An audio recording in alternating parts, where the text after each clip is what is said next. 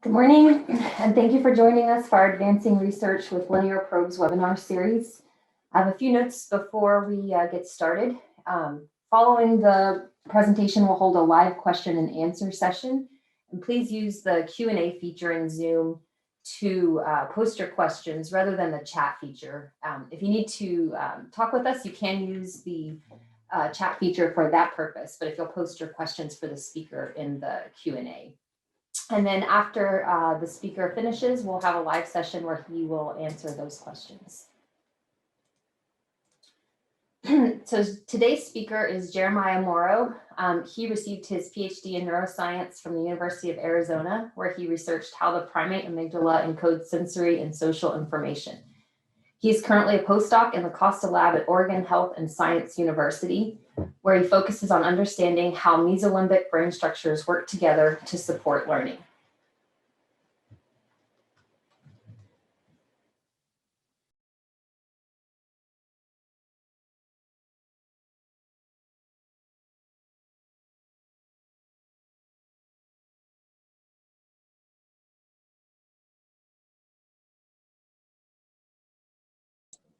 Sorry, microphone wasn't unmuting there for a second. All right, let me put this up. Great. Okay, thank you for that introduction, and thank you all for coming today. As Dr. Burns mentioned, the sort of point of this seminar series is to talk about how we can use these linear electrode arrays to learn more about the structure and function of the brain. So in this talk today, I'm going to try to kind of keep things more geared towards the technical side of things. I will sort of briefly touch on the science and the interpretations of things, but if anybody has specific questions on the science, feel free to drop them in the chat. I'm happy to answer them. But sort of the theme I'm going to be going for is to sort of focus more on the technical aspects of this work. That said, what I'm going to be talking about today is how we can look at mesoscopic scale network activity in the primate amygdala using linear electrode arrays. And when I say mesoscopic scale, what I'm talking about is a spatial scale between single units and neuroimaging data. So between that very, very fine grain and that sort of larger, cubic millimeter spatial size that you get with neuroimaging like in fMRI. And hopefully as I go through the talk, the reason why that sort of mesoscopic area is interesting will become apparent. So a little bit about me very quickly. I'm generally interested in the neural basis of emotion. So I'm interested in how the brain takes in information, interprets, analyzes that information, and uses it to make decisions about whether things are good or bad, and then uses that to create appropriate emotional or behavioral responses. Now, a lot of what I do involves recording neuroelectric activity from different brain regions and trying to understand how that neuroelectric activity may help support those processes. Most of my work has used non-human primates, so I generally use rhesus macaques. And a lot of my research involves recording from the amygdala, which is this very sort of deep subcortical structure in the temporal lobe. What I'm showing here on the right is just a coronal section of a macaque brain with the amygdala highlighted in red. Now, I record from the amygdala for a lot of reasons. It's clearly a very important emotional processing hub. We know that it's involved in emotional regulation and learning from emotional experience. But recording from the amygdala comes with a lot of challenges. For one, it's a very deep subcortical structure. It's about 40 millimeters from the top of the brain to the top of the amygdala, give or take. So it's a long way to have to actually run your electrodes. And while we do things like structural MRIs, we do CT scans with targeting electrodes to try to increase our confidence about the positioning of our electrode, it can be a little bit difficult to have a sense of where you are when you're in the middle of a recording. It can be difficult to know where your electrode is positioned. A sort of interesting feature of the amygdala is that it's this very heterogeneous cluster of nuclei. So as you can see in this particular atlas here, there's about 15 different compartments or nuclei that all comprise what we call the amygdala collectively. And now we think that these divisions are based on the cytoarchitecture of the amygdala. We think that those cytoarchitectural differences probably give rise to different functions, but at least in primates, and especially looking at electrophysiological data, we don't often see those sort of spatial gradients or those nucleus-anchored sort of processing loops that we might expect given the anatomical structure. So, point of this talk is to say, how could we use these linear electrode arrays to help address some of these issues? And to do that, I'm going to tell y'all a little bit about projects that I did when I was at the University of Arizona working with Dr. Cottle and Gotthard, where we were trying to examine multisensory processing in the primate amygdala.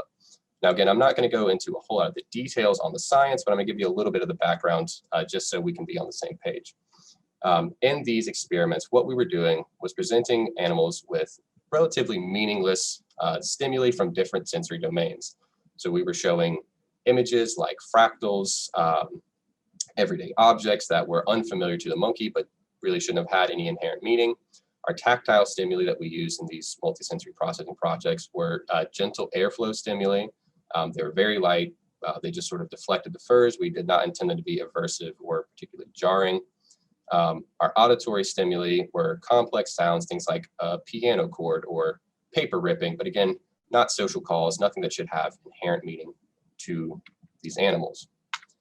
Our setup in these recordings was pretty simple. Our animals sat in a booth.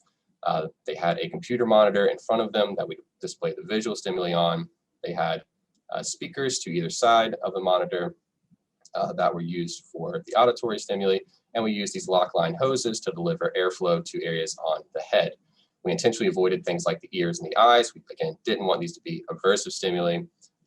We have since expanded these experiments to look at other areas on the rest of the body. But for the data I'm talking about today, most of my tactile stimuli are located on the monkey's head. In the experiments, what the animals had to do was basically just fixate a central point. They would be given, or they'd be shown one stimulus from one sensory modality, so either a visual, tactile, or auditory stimulus.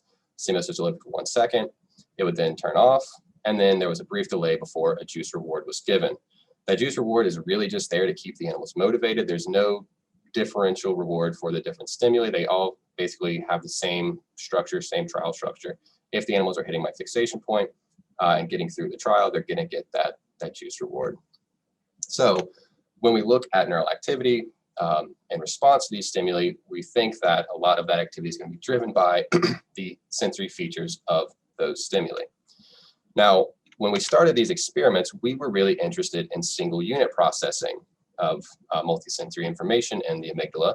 And the sort of motivation for using the linear electrode arrays we did was really just to try to increase our cell yield. We wanted to get as many neurons simultaneously recorded as possible from as much of the amygdala as possible with each penetration. And the probes did great at that. We definitely bumped up our cell yields from the techniques that we were using before. But the data I'm going to talk about in the next few slides is actually going to be local field potential data. I will just note at the single unit level, we did see a lot of individual neurons in the primate amygdala that responded to multisensory information in some really complex and interesting ways. There is a paper in the Journal of Neuroscience for anybody who is interested in learning more about that. But one thing we did not see at the single unit level was any real spatial distribution of multisensory neurons. They were all sort of distributed throughout the different nuclei. We didn't see distinct spatial gradients at the single unit level, which was a little bit surprising and maybe a little bit disappointing for me, because I was hoping to find some sort of clustering of activity in these data.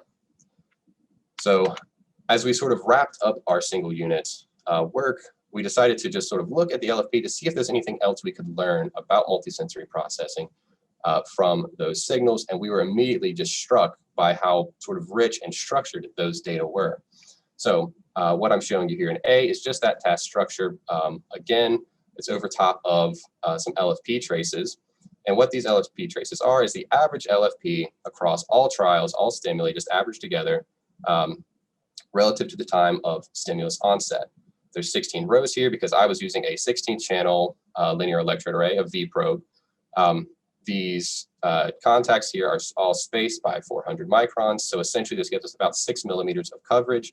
And that essentially allows us to cover the entire dorsoventral expanse of the amygdala with one penetration. I have a sort of cartoon representation of the amygdala that I was recording from, and the estimated position of my V probe in the amygdala is given by this little diagram here. This reconstruction of my electrode position, again, it was done with structural MRI, a targeting CT scan, and ex vivo histology and a high resolution 7 Tesla fMRI, not fMRI, sorry, structural MRI scan. So we did a lot to try to ensure that the position of these probes, the estimated position of these probes, was as accurate as possible. But as I mentioned before, all of those things have to either be done before or after your recordings. Now that said, what you see in these traces here is that I've color-coded them, each of these lines, by the position of the electrode within the amygdala. So this green trace here, for instance, is from a contact that we estimated to be in the central nucleus. When my contacts were close to nuclear boundaries or sort of between nuclei, I just split the color between the two locations. And then when contacts were outside of the amygdala, I color-coded them black. And I hope what's apparent here in this data is that there's some really clear, very interesting structure that hopefully is just sort of immediately apparent. For instance, in these more dorsal contacts, you see these sort of positive deflections in the signal. As we move from the central nucleus to the accessory basal nucleus, that signal inverts. And then as we move through the accessory basal nucleus, you get a series of contacts that don't have a whole lot of response before we get into the basal nucleus, where a new sort of waveform pops up. Now, what we think is happening here is that there are different sort of local processing networks, local neural networks, that are generating these different signatures across these probes. And what we want to do is try to figure out ways to extract those different signatures of those networks. I will just put in a quick note. This is literally just the first recording day I did. There's nothing special about this particular trace. It was our first run, and the very first day we see this nice structure. So that was very promising. So the way in which we're going to try to extract these sort of different signatures of these putative neural networks is through a source separation technique that I'm going to go into detail on in the next few slides. Before I jump into it, I do just want to note that you can really use whatever source separation technique you want. The one I'm going to talk about, I think, is very useful and interesting, but I've used other ones and gotten qualitatively similar results. Just as a quick aside for people who may not be familiar with source separation techniques, the sort of common example that people give is called the cocktail party example for source separation. Essentially, imagine that you are in a room and there's 3 different people speaking. And let's say in that room you have a series of microphones just scattered throughout the room. Each of those microphones is going to pick up some combination of each of these people's voices. There's going to be a mixed signal being picked up on each microphone. That is just the sort of amalgam of everybody's voices. The goal of source separation is to take the signal off of those microphones and then reconstruct the original sources based on some statistical properties of the signal. In our case, these source signals are the neural networks that are driving those changes in neural activity. We can't directly observe those. We don't have access necessarily to those, every single specific neuron in those networks. All we have access to are the recorded signals on our electrodes, which would be the microphones in this analogy. So by applying source separation techniques, we are trying to, again, reconstruct sort of the signature of those neural networks. The technique that I'm going to talk about that I use is called Generalized Eigen Decomposition. I'm going to try to give a very brief breakdown of what it does and how it works, but I realize it's maybe a bit of a dense topic. For anybody who is interested in learning more, I would highly recommend checking out Mike Cohen's lecture series on YouTube. It's totally free on source separation and neuroscience. He'll walk through the mathematical proofs. He does very intuitive examples of how these things work. I highly, highly recommend checking these out if you think these techniques might be interesting. So what generalized eigen decomposition does is it tries to maximize some signal of interest relative to some baseline or reference signal according to a couple of mathematical terms. For me, for the data I'm using, I want to maximize the signal that is occurring when stimuli are delivered. So I want to maximize sensory processing relative to baseline when the animal is not really doing anything. There's no stimulus on the screen, there's no reward being delivered, the animal is just hanging out and waiting for the next trial to start. I want to, again, maximize signals here relative to what's going on here. I'm going to use data from this recording for the next couple slides, but it's the exact same structure that I had before. It's an electrode position, the estimated electrode position in the amygdala and the average LFP traces here in the each of these 16 lines. So just as a visual representation of the generalized Eigen decomposition formula, I'm going to walk through this visual representation very quickly. My reference term is a covariance matrix. It's a 16 by 16 covariance matrix that's showing me the coactivity patterns across all of my different contacts. My signal covariance matrix, it's the same thing. It's just being taken again from this time window, this 1 second window when the stimulus is being delivered. And again, what I want to do is maximize what happens here, the features that arise here that aren't present here. And I hope what's again apparent is that there's very clear structure in these data already, just in these covariance matrices. It should hopefully be apparent that you have some more sort of dorsal hotspots, you have an intermediate hotspot, and you have a ventral hotspot. If you were to just look at the average LFP traces, I think that would hopefully again become apparent. You have some sort of dorsal contacts that hang together, some intermediate contacts that hang together, and some ventral contacts that hang together. So just looking at the LFP itself, you can see some very clear structure in these data. The source separation technique I'm using doesn't do anything special. It just lets us get access to that structure that's already there.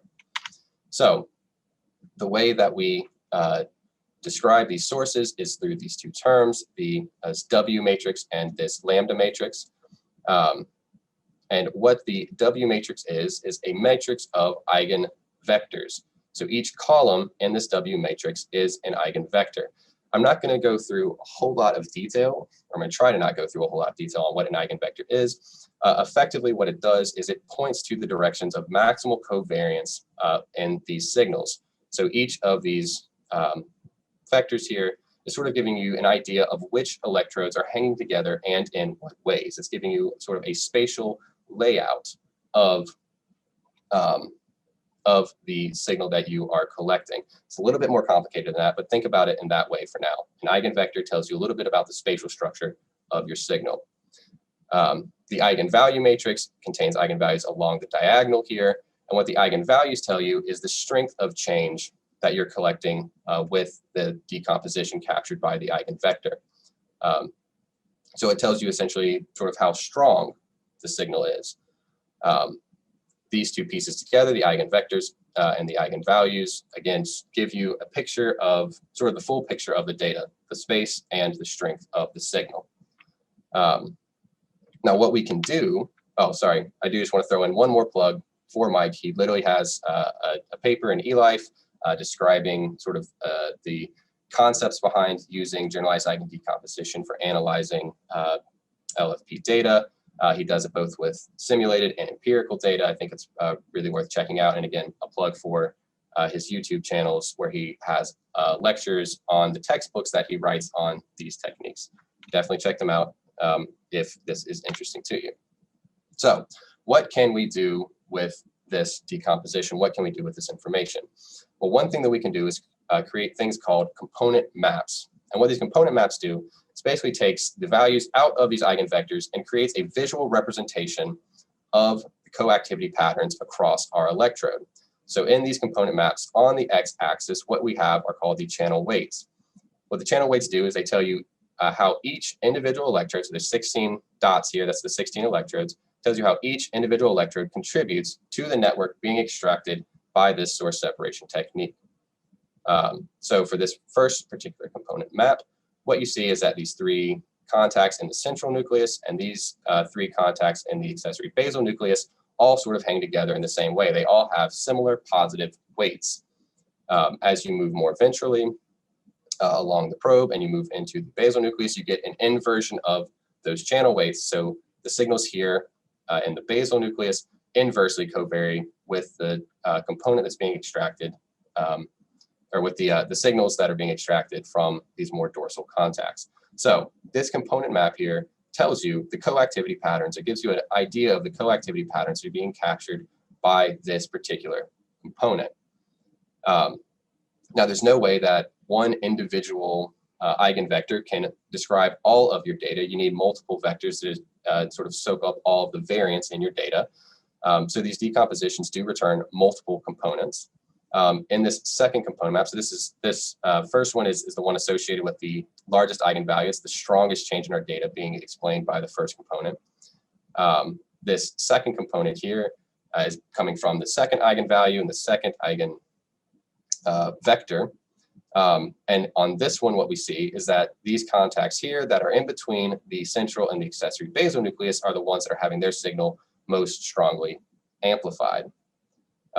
So there's some sort of similar, there's some overlap in the spatial features. Both are picking up some coactivity patterns in the central nucleus, but there's also some distinct differences. And that's sort of the strength of this technique, is it's letting us pull apart these potentially overlapping but statistically independent networks.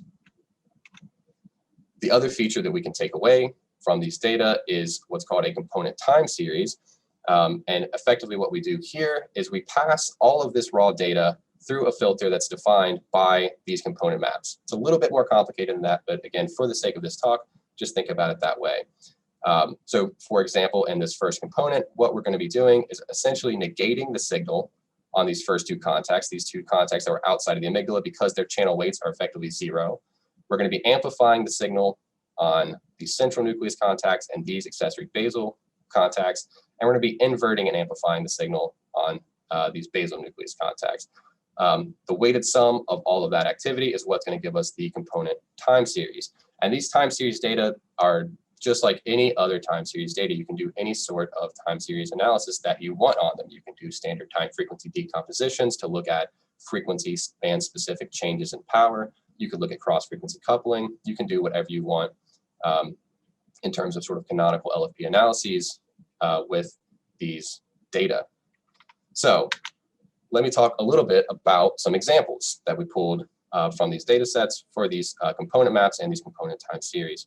And I'll start by just showing some of the sort of, I think, clearest examples of the utility of these component maps. So what you see here in A is that all of these contacts in the basal nucleus effectively are weighted near 0. All of the amygdala contacts for this particular component are going to have their signal relatively suppressed for the component that's been extracted. As we transition from the basal nucleus out to the surrounding tissue, we get a large and positive shift in those channel weights. So what this tells me is that the network that we are going to be isolating here is probably located or probably being driven by neuroelectric activity that's coming from outside of the amygdala. And while I'm interested in amygdala activity, it is extremely useful to know that there's some source that whatever's being captured for this component is being driven by a non-amygdala source. I can even take that and take it out of my data if I want, for example. In B here, we see sort of the opposite thing happening. So all of my non-amygdala contacts are going to have channel weights near 0, whereas the contacts as we move into the lateral nucleus begin to move positive, and then really in the ventral section of the lateral nucleus, we get these strong positive weights, suggesting that the neuroelectric activity that's driving this network is again located somewhere around this ventral section of the lateral nucleus. As we transition back out from lateral to surrounding tissue, again, we get these nice big transitions. So just at sort of a basic level, this generalized Eigen decomposition framework is giving me access or giving me some intuition from my electrophysiological data about where my electrode might be. I'm seeing these clear transitions in these channel weights as I move from non-amygdala to amygdala tissue. We also see, so these two examples are just where we have amygdala and non-amygdala, but we also see that individual nuclei, the channel weights between contacts when they span individual nuclei also show very nice transitions. So in C here, what we see is that my central nucleus contacts and the ones that sort of are located between the central and accessory basal nuclei have these similar negative weights. As we transition into the accessory basal nucleus, you get a shift, a positive shift in those channel weights. All of those accessory basal nuclei contacts hang together. And then as we transition back out to the basal nucleus, we get another shift in those channel weights. So as we progress through the amygdala, we get these nice transitions at these nuclear boundaries. In D, we sort of see the inverse. All the accessory basal contacts are going to have their signal negated for this particular component, whereas as we move into the basal nucleus, we get this nice positive shift. So to me, this is extremely helpful and interesting. It lets me take my ePhys data that I'm collecting online and immediately have a picture or a little bit of extra confidence in my electrode placement. Generalized Eigen decomposition is an extremely fast, extremely efficient source separation technique. It takes seconds to run across, an hour of LFP data. Generation of plots like these could take, a minute maybe. So if you want to go into an experiment, you put your electrode array down, you try to position it maybe where you think you want to do your recording, or maybe even throw a few electrodes outside of your target structure, maybe into some surrounding tissue. You could collect 10 minutes of data using some simple task. In this case, I was just using very simple sensory stimuli to just generate activity in the amygdala. You could use some simple task to basically drive activity in your target structure and then create these component maps and get a feel for whether or not you think you have successfully placed your electrode or positioned your electrode somewhere close to where you want it to be. Again, for a subcortical structure like the amygdala or even the striatum, this type of feedback online could be extremely useful in helping tweak your recordings to make sure you're maximally hitting the areas that you want to hit. So beyond just the component maps, again, we also can look at the component time series as a signature of the actual function of these networks that are being extracted. Again, just as a reminder, what these time series are is the raw data passed through a spatial filter that's given by the component maps. And again, we can do whatever standard time frequency decompositions or time series analyses we want. I'm just going to show a couple of examples from some time frequency power plots here. What you see in each row is the time frequency decomposition for a different component. So these are components that are collected on different recording days. They're from different animals. And in the columns here, you see the responses to the visual stimuli, the tactile stimuli, and the auditory stimuli. And for this first component, what you can see is that there's a strong change in power that's really centered about around the theta range. So this component does a very good job of discriminating visual stimuli from tactile and auditory stimuli in the theta frequency band. The second component starts to bring in some high frequency activity in the gamma ranges. For both the visual and tactile stimuli, there's also some theta activity for visual and tactile stimuli that's coming online, and there's also some delta activity that's popping up for the visual stimuli alone. And then this third component just has some very complex responses across many different frequency bands. So the thing that sort of jumps out in this one is this sort of theta alpha activity for responding to tactile stimuli. You've got a lot of nice gamma activity. And then for all three sensory modalities, you're picking up some delta activity. So these component time series, these aren't just sort of these data suggest that these aren't just epiphenomenal, that there is some functional potential role of these. Again, we know that at a single unit level, neurons do discriminate between sensory modalities and the primate amygdala. These data sort of complement that, indicating that these neural networks that are extracted through generalized Eigen decomposition also can serve similar roles or maybe help facilitate that discrimination. So from this project, what we have learned is that LFP from the amygdala does show anatomically refined structure to function relationships. We see that the individual nuclei of the amygdala contour those component maps, and potentially those component maps could help us look at nucleus-anchored processing loops in the primate amygdala in the electrophysiology, which is something that has been, again, a difficult thing to get to in the past. As I said, generalized Eigen decomposition, or GED, is extremely fast. It's computationally efficient. You can do it really at any point in your recording if you can take your data offline for a few seconds to analyze. And again, the networks that we're extracting from these data weren't just spatially structured, but they also had some potential functional capabilities in that they could be used to discriminate between stimuli based on their sensory domain. So I'm going to talk sort of very briefly about a few future directions. I've seen in the past for these talks that there generally are a lot of questions, so I'm going to try to leave a lot of time to answer those. But we do have a few experiments coming up in the next couple of weeks that I'd like to just very briefly touch on. Essentially, the lowest hanging, most obvious next step is to expand these recordings from individual linear electrode arrays to multiple arrays, and to try to look at the three-dimensional structure of these electrophysiological maps, with the idea being that we could potentially try to triangulate the actual sources of our signals if we have multiple probes down through multiple nuclei, either along the anterior, posterior, or medial-lateral axes. So not just our dorsoventral axis, but move into other dimensions as well. If we are able to lower these multiple arrays successfully through these different nuclei, we may be able to, again, identify different nucleus-anchored networks and then look at how information is potentially transferred between them.